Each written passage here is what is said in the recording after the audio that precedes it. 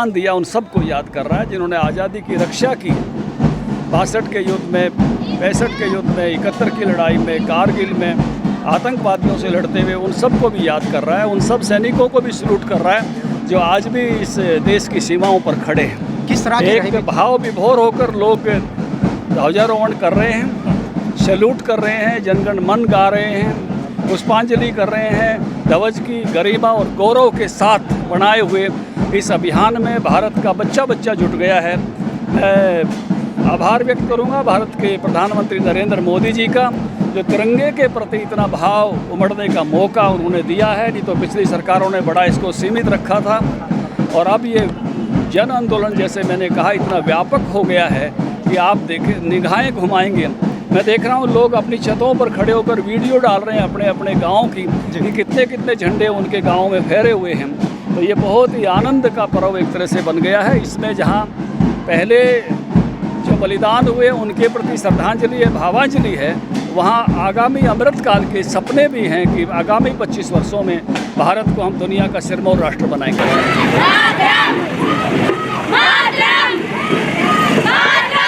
देखिए, मैं तो बाद में पैदा हुआ, उतनी मेरी उम्र नहीं है, लेकिन मैं जो बदलाव मैंने देखे हैं उसमें मैं एक बात ज़रूर याद करूंगा कि जब आज़ादी का 50वां साल था उसकी कमेटी में भी मैं था, लेकिन इतना व्यापक कार्यक्रम नहीं थे, कार्यक्रम छोटे थे। आज जब 75वां साल देख रहा हूँ तो बहुत ही व्यापक कार्यक्रम हो रहे हैं, और एक मन में सपना पैदा हो गया है कि देश का 100वां साल भी देखूं। 100वें साल में क्या रणनीति रहेंगी? तो इसलिए वो अमृत काल का, जिसमें आत्मनिर्भर भारत और ऐसा भारत जैसे भारत ने पूरे देश को वैक्सीनेट करके और अनेक मुल्कों को वैक्सीन दी है, हम ये चाहते हैं कि हर क्षेत्र में भारत ऐसा बने, अपनी ज़रूरतों को पूरा करते हुए दुनिया का मददगार भारत बने, एक शक्तिशाली भारत बने, एक सामर्थ्यवान भारत बने। ऐसा सपना सबके मन में प्रधानमंत्री जी के आह्वान पर भर रहे हैं, और उन्होंने कहा है कि इन 25 वर्षों में हम परिश्रम की पराकाष्ठा करें और नए नए अनुसंधान जिस प्रकार से स्टार्टअप से शुरू होकर हर क्षेत्र में भारत आगे बढ़ रहा है, मुझे लगता है कि ये सपन हम सबका जो सामूहिक सपन है ये साकार होगा कि भारत वास्तव में दुनिया के सिरमौर राष्ट्र के रूप में होगा।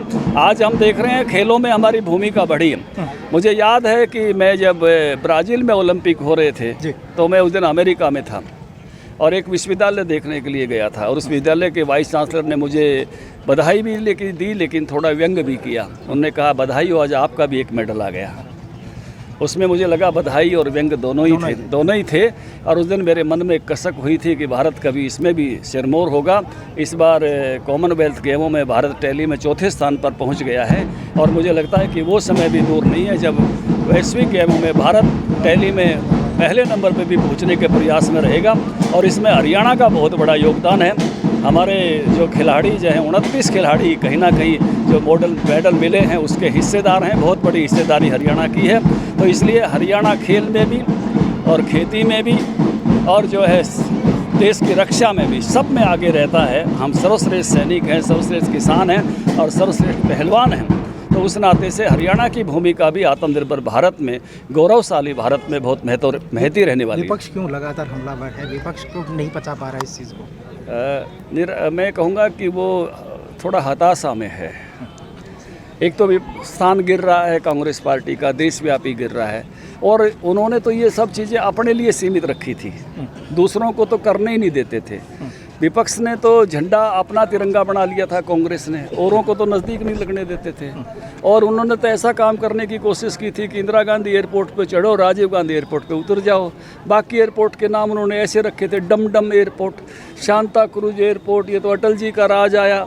और डमडम का नाम नेताजी सुभाष चंद्र बोस हुआ, शांता क्रूज का छत्रपति शिवाजी हुआ, आमोसी का चौधरी चरण सिंह हुआ, नागपुर का बाबा साहब भीमराव अंबेडकर हुआ, गुवाहाटी का लोकप्रिय गोपीनाथ बारदोलई हुआ, पोर्ट ब्लेयर का विनायक दामोदर सावरकर हुआ, रायपुर का स्वामी विवेकानंद हुआ। ये बदला हुआ भारत, सबको सरे देने का भारत, ये उनके चित्र में नहीं था कांग्रेसियों के में।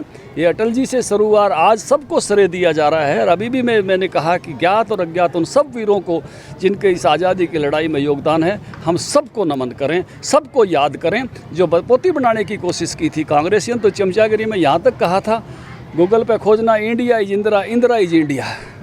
ये वो लोग हैं जो सब चीज़ें अपने तक सीमित रखना चाहते थे। अब पूरा देश इसमें शामिल हो रहा है, गर्व से जो है भर रहा है, गर्वित हो रहा है, तो निश्चित रूप से उनके मन की हताशा स्वाभाविक है। तिरंगे की देखिए, ये छोटी सोच है जो इस तरह की बात बोल रहे हैं, ये सबका झंडा है और हर आदमी इसके लिए जब इतनी कीमत चुकाने को तैयार है, जैसा मैंने अभी उद्बोधन में कहा कि जान दे भी सकता है और जान ले भी सकता है, तो तिरंगा भी वो कीमत अदा करके लगाएगा। ये वो तिरंगे को खैरात के रूप में नहीं लेना चाहता। कोई भी स्वाभिमानी भारतीय तिरंगे को ऐसे नहीं लेगा। वो उसके जो राशि जो लगी है उसके आधार पर उसको स्वीकार करके अपने ध्वज पर ये मान कर कि ये मेरा तिरंगा है, तो उसको गर्व और गौरव के साथ फहराएगा।